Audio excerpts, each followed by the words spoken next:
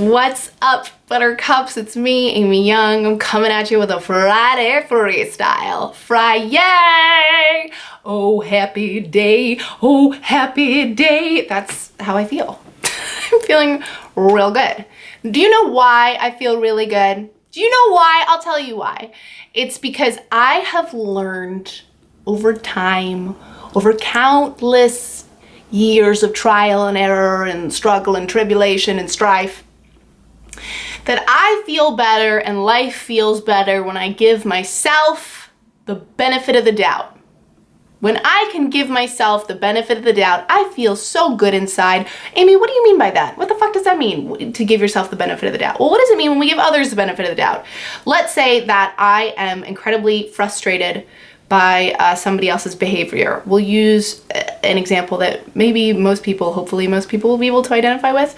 So let's say that your best friend told you that she would call you when she finished up with something and you guys were gonna make plans for Friday, okay? And a couple days go by and you still haven't heard from her and it's getting close to Friday and you're like starting to wonder what's going on, what went down, like why isn't she contacting you? Then you find out that she actually made plans for Friday with this other person. In that moment, what happens? Almost, depending on your relationship with your friend, but that's what we're here to talk about.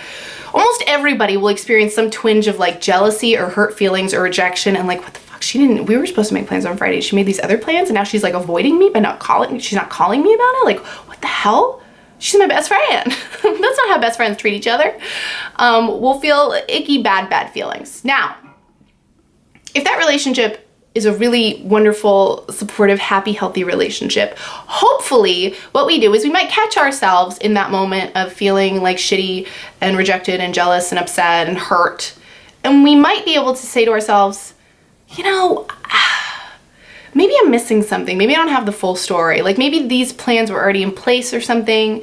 Maybe she's been really busy. I know that she's had a lot going on at work. Maybe she even tried to call me and, you know, maybe something happened with my phone. Like that's a possibility. Maybe all of those things happened.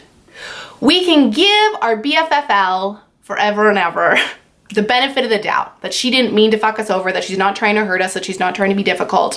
What a wonderful thing to be able to access. And again, if this is a really happy, healthy, supportive relationship, it's gonna be really easy to access that place because like life and circumstances and the longevity of our friendship has come to show me that she usually does. She means very well. She would never intentionally hurt me or screw me over. You are never intentionally trying to hurt yourself or screw yourself over. Even when you fuck up royally, sister friend, do you actually think that you would knowingly, purposefully mess up your own life on purpose, like you want to experience more pain? Would you do that? Would any person do that? In my life experience, I have come to see no, that people do not intentionally screw themselves over. Even people who make absolutely like destructive, horrific decisions, I don't think that those people are trying to fuck up their own lives. I think they're lost. I think they're confused. I think they're struggling and they're scared. They don't know what else to do, so they make weird choices. And I think that we all do that on varying degrees, right? I mean, the smallest example I can think of is like, you know, sometimes it's like nighttime and I know that I have a busy day the next day and I want to go to bed. What do? I lay in bed and I stare at my phone for like 2.5 hours. I'm watching YouTube videos. I'm like clicking around Instagram. I'm on Facebook looking at things and like 2.5 hours go by and I'm like, oh my God, Amy, fucking like, look at what time it is. You have a busy day tomorrow. So the next day when I'm tired and I'm like, oh man, I wish I'd, you know, gone to bed earlier. I have these two options. I can be pissed at myself and frustrated with myself and damn myself for having no self-control and should be able to put my phone down. What the fuck? Why would I do that? Or I can give myself the benefit of the doubt and say, you know, like yesterday was a kind of a crazy day. Maybe I just needed that extra phone in bed unwind time.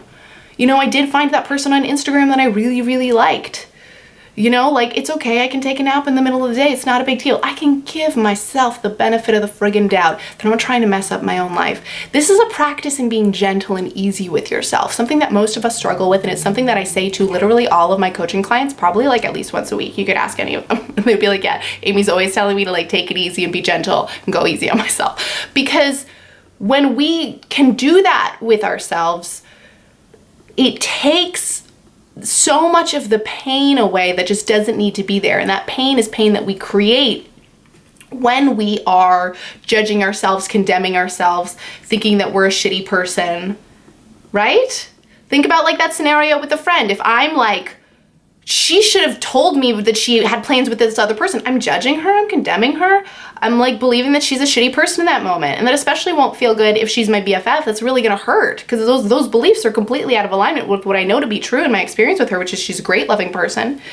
If you think those shitty things about yourself and it produces these icky feelings in you and it hurts to think of yourself that way, it's because that's not the truth of who you are. And on a wonderful, deep knowing level, you know that. You know that you're not a bad person. You know that you would never intentionally fuck up your own life. You know that you deserve the benefit of the doubt, that you are actually an okay, decent, good, tries very hard kind of person. I can say that about you because I don't believe you would be here watching my videos trying to better yourself or better your life or feel better or make things easier if you weren't that kind of person, right? So let's do ourselves a favor and make this a practice. Okay, let's tap into some of those feelings of, oh, you know, I'm doing the best that I can. I can always try better next time. Silly me. That's a really good one. That's one of my favorite ones about myself. Oh, silly me, staying up in bed, checking out social media when I know better. Silly me, that was so goofy. If I can lighten up about it, if I can be easy with myself, I can be gentle and laughing and kind the way I would be to my best friend, the way I would be with a 4-year-old. Life is delicious when we can be that way. Life is like a yummy gourmet Neapolitan style thin crust pizza, you know, like crispy but chewy at the same time. It's my favorite. On that note, I need to go get me some food. I'm hungry. I hope that you're having a great day, night, weekend, where most ever you are. I hope this video finds you very well. And if you would like to join my email list, know that the door is always open to you in the description box. The link is down there, amyyoungcoaching.com. I'd love to connect with you that way. You are also free to subscribe to my channel. So many free choices we have. I can be an asshole to myself, or I can try and be loving and supportive of myself. I could subscribe to Amy's YouTube channel. I could not subscribe. The choice is yours. How wonderful. When we have choices, we feel good. Create more choice for yourself. Treat yourself more better. Until next time, know that you are loved, and I'll see ya.